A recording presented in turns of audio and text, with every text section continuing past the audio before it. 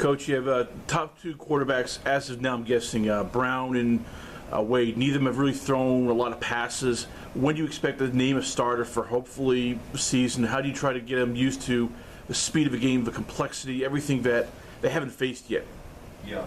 Well, I think Darius has faced it a little bit more, obviously. Anthony hasn't faced it at all.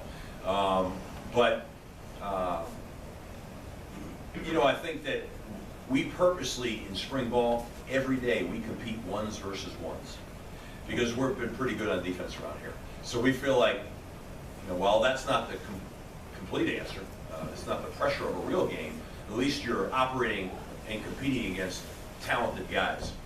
In terms of naming a starter, I love open competition. I think competition brings out the best in everybody at every position. The more competition you have, whether it be all over, we have more competition now than we've ever had because our roster is more complete. That just makes you a better football team just in itself. So I never want to shy away from that, So I think we have to wait and see how the spring goes. And, could you name somebody at the end of spring? Possibly. Could you name somebody in training camp? Possibly.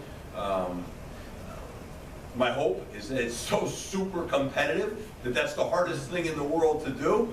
I think that would be the best thing for us. Now, whether that's the way that plays out or not, I just don't know. So I think I'd like to just see how that goes.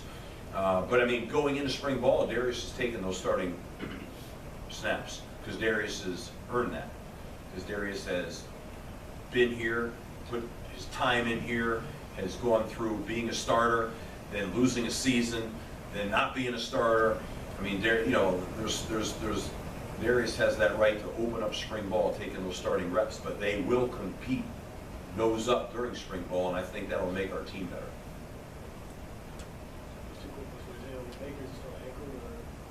No, he has some shoulder work done in the offseason. Yep. Christian probably won't participate in spring football. Definitely not, or maybe at a reduced level. How is he? He's doing fantastic. It's just time intensive, but he will be terrific.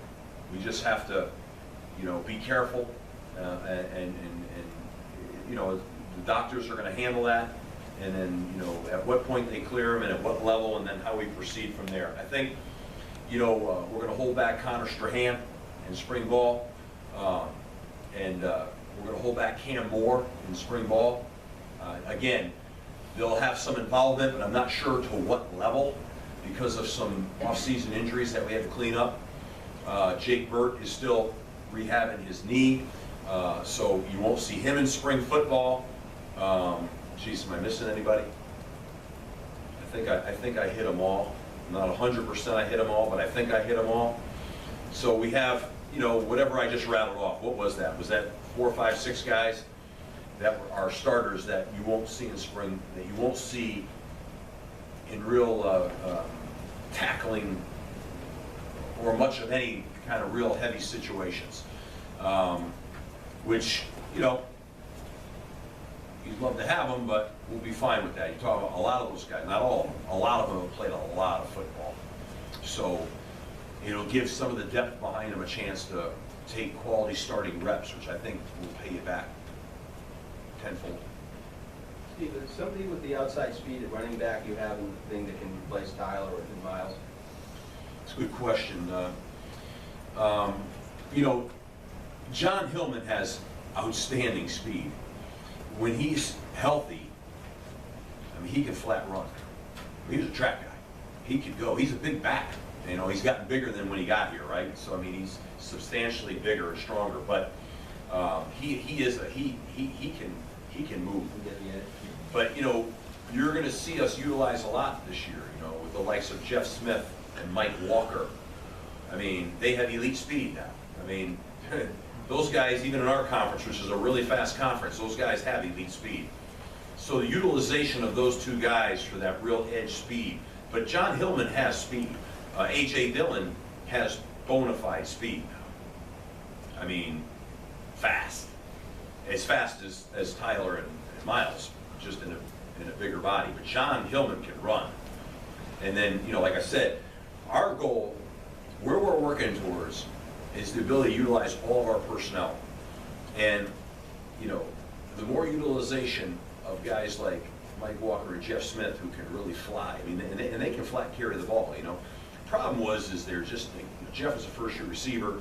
You know, Mike, for all intents, was like a year-and-a-half receiver. Those guys were young guys that now, they have a lot of experience now, you know, or a fair amount of experience. So we'll be able to extract their special talents. And whereas a year ago, you got nervous a little bit because every time you try to do something more with them, you took away from their fundamental growth at that position. And it was always a balancing act. You know, so, you know, last year we utilized Jeff a lot in those situations, and it became pretty, you know, targetable.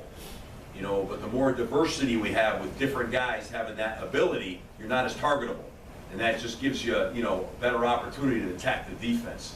And so, you know, it's kind of like that group of tight ends we have. I mean, we can do an awful lot with those guys now. Those guys can split out. We can be an empty. We can be all over the place with them. They have really good hands. They're big. Some of them run extremely well. Others run solid. And, you know, we can create a lot. And then Charlie, you know, Charlie's that big receiver who can do a lot of stuff. So we got to utilize all of our talent. And I think we're going to have the opportunity to do that. These quarterbacks are really, Scott has done a phenomenal job with them. They are really on it mentally. Really are.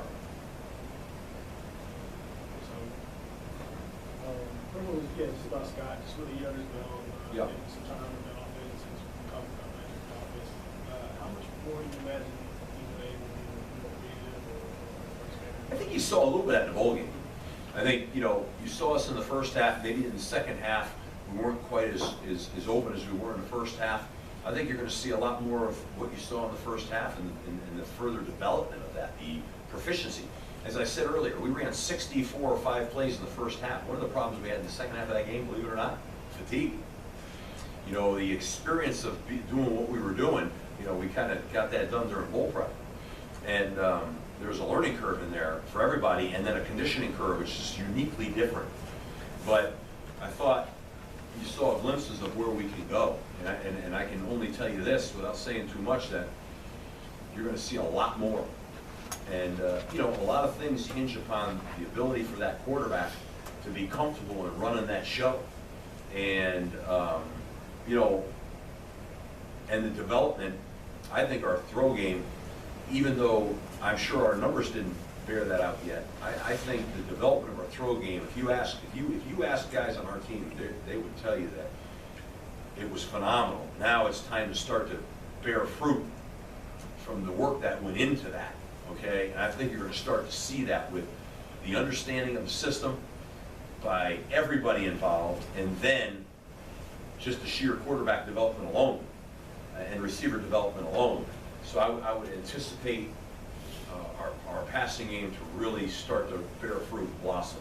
And then I would consider that I think you're going to start to see the diversity in our offense that we're dying to have show. I think we're going to start to see that stronger and throughout as spring goes. It's going to get more and more throughout spring, and we'll carry that with us. Just a little bit, I was curious. Does anything about the program change with the uncertainty around the AD situation, or you not go on his business as usual? No, I mean, you know, I'm happy, obviously thrilled and happy for Brad that he's doing something that he's really excited about. I love Brad Bates. Brad Bates has been fantastic. I've worked around and with a lot of athletic directors, and he's a football guy, and it's been fantastic. And you know, he's still here and still operating day to day. And so our life right now, we're moving.